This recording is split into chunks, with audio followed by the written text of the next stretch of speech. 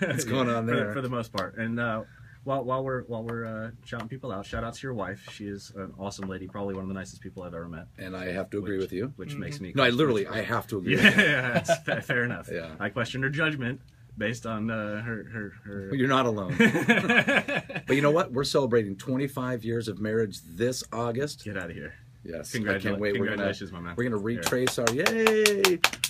You want to hear a cool story? Can I tell you a cool story real quick? Of course. We just moved downtown, and we were unpacking at this box that was our china that we got for our wedding anniversary or for our wedding present was in the box for 25 years untouched, and we didn't want to open it up because having kids, breaking our stuff, and blah blah boom. We move out by ourselves, no kids. We unpacked after 25 years our beautiful china. Are you finally using it? Yes. Or is it still we're still using it. It's a little hard to use it because I'm like, but yes, we're using it, and it's a really cool thing. That's pretty much a testament to not buy china though when you're getting married. Well, when you're in your early 20s, it's probably not a good idea to find china, but now we have it out, and we're excited. We won't take the doors off the cabinets just so we can take a look at it.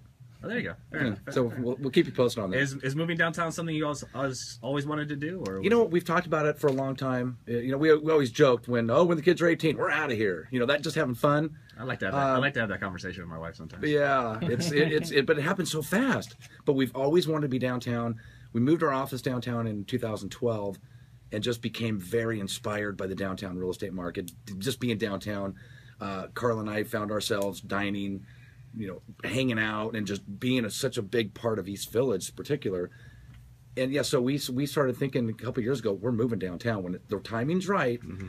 When we want to leave the kids hanging, but kids, you're 20 and 23. It's a great time. That's not leaving them hanging. That's not leaving them hanging. So we left them in the house, and we moved. They're still renting. They're renting the house from us. So those are good. Yeah, we got good kids. We're blessed. And our daughter came down and visited this weekend, and our son's going to come down this coming weekend, and I think we're going to probably see them more now that we're downtown. Yeah, you're going to see them walking the streets of downtown. Yeah. That's not a good thing. They're going to come crash at your house now. You know what? I'm okay with it. Yeah, that we have a full guest room ready to go just for them. My wife, I said I wanted to put it as an office, and she's like, "Nah, I think we'll have it as a guest room for now." I said, "Okay, yes, dear." You said you had to, right? Yeah, that's one of those have to things. Yes, dear. So let's touch on downtown. Since you're Mr. Downtown, give us some market stats or kind of give us some insights into what's going on downtown right now. Well, you know what? Downtown is hopping. We do have a lot of rental units coming up, but we still have a massive, but I'm not going to say massive. We've got a great amount of inventory. The beautiful part about downtown and its inventory, we've got studios all the way to 3-bedroom penthouse apartments on the very top floor.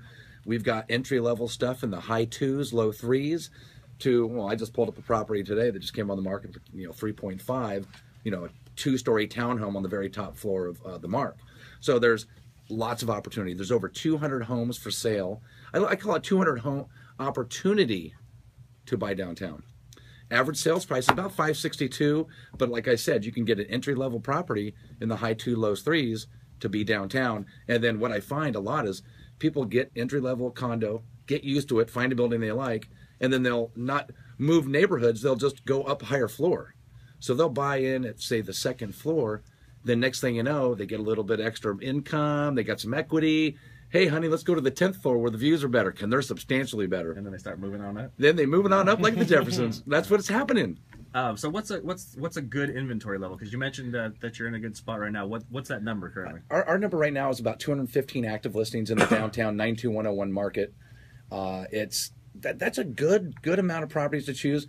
There would be great if there was more properties, of course, because buyers, they always want to have. 200 seems like a lot for a zip code. But it's kind of skewed because you've got the studios and the penthouses, so it's such a huge difference in affordability. Of course. So, but it's a very decent inventory, lots to choose from. I would say the average person I deal with are anywhere between 4 and 5 properties that meet their search parameters.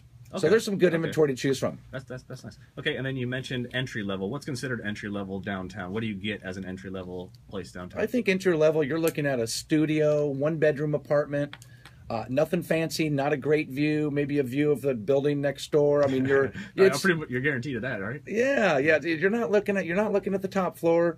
Yeah. You're looking at a building with lower amenities because you don't want the HOA to be too high. So entry level. The high 2s, low 3s for a studio, even a 1-bedroom apartment. Depends. Now, if you're right in by the ballpark, for example, 10th and J, and like really close, you're going to pay a little more because it's location, location, location.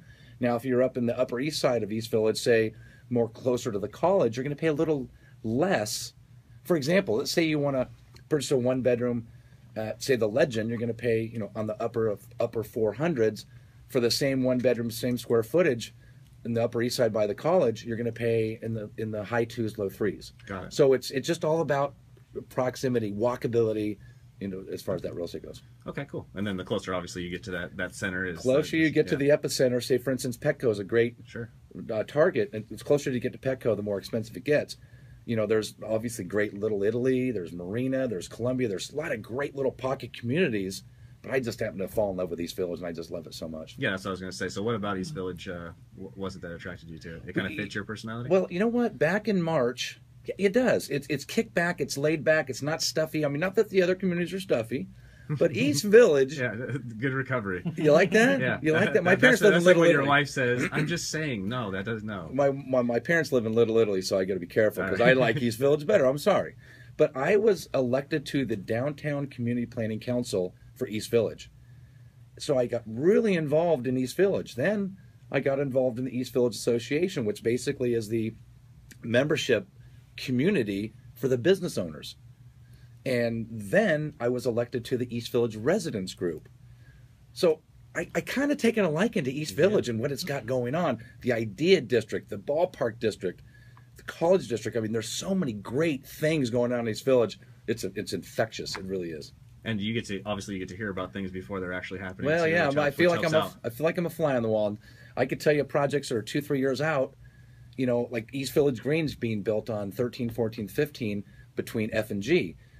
That's something that's been in the works for a long time, but not many people know about it. So I'm on the committee, I'm on the subcommittee, I'm involved in workshops, I'm getting involved in the building and the development of East Village many months and years before it's even going to be done. And workload-wise, because I know you're busy, you're doing business. How much time is dedicated towards that kind of stuff?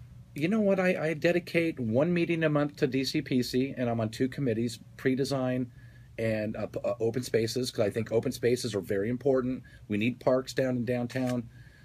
So that takes once a month plus, I'd say 3 times a month for DCPC, 2 or 3 times a month for East Village Association, and once a month for East Village Residents Group. So it's really not that much time, and the folks that we get to deal with every single day, it's like if you're going out with all your friends, you just happen to be talking about what's going on in your community. Yeah, that makes sense. I know there's one question I wanted to ask you, because I drive downtown, but normally during like high congestion times, so I don't really have a good judge of how it is down there on a normal day. In parking wise, is parking pretty much covered downtown, or are they still having issues? Parking is always a topic of conversation. They'll always, folks that don't live in downtown, they'll say, hey, I want to, come on downtown, but the parking. Right. You know what? East Village in particular, we've got a lot of great parking, inexpensive parking by the Parkade, by the Petco, obviously on non-game days. I always find parking. My friends are always busting my chops because I always find parking right in front of busy areas. Yeah, you're big on luck of the rap. Yeah, it's a luck of the rap. But the parking is not bad. It really isn't. There's just certain times, if you come during the busy time between 6 and 8, that could be a challenge. That's challenge parking. But if you come in before 5, if you can, have the luxury of doing that, there's lots of parking. Got it. And then one question I wanted to ask was, if I gave you $1 million to go purchase a place downtown, what would you buy and why? You can give me the funny version first. Well, you know what? It's funny. I would. Your mind's thinking. I see. If I had $1 million, if that's all the money I was ever going to get again, or if it's like, here's $1 million, try this out, then come. I need to know. You're asking a lot of questions, dude. I'm going to give you $1 million and say, go buy something for me downtown with your taste. If I had $1 million, more than likely, because I know my wife. Wow, there's a lot going into this right now, Bobby. You're a married man when you have to think about all these things. No, I got to take. She's going to come with me, hopefully. Hopefully. So I was thinking a nice walk up in the Mark. You can get for under $1 million. You can get a nice corner walk up in the Mark, 2-bedroom, 2-bath, 1,500 square feet, a couple of nice patios. That's what I would do with my $1 million. I think that's the coolest building ever. And the why is because of the building.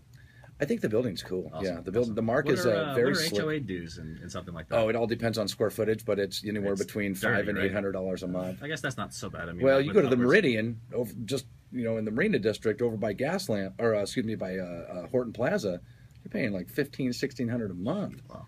That's a lot of money. Which building down there has the best amenities, would you say? Or I guess bang for your buck in terms of HOA dues versus. Well, I would say the Mark is a really good good property. Icon doesn't have a pool.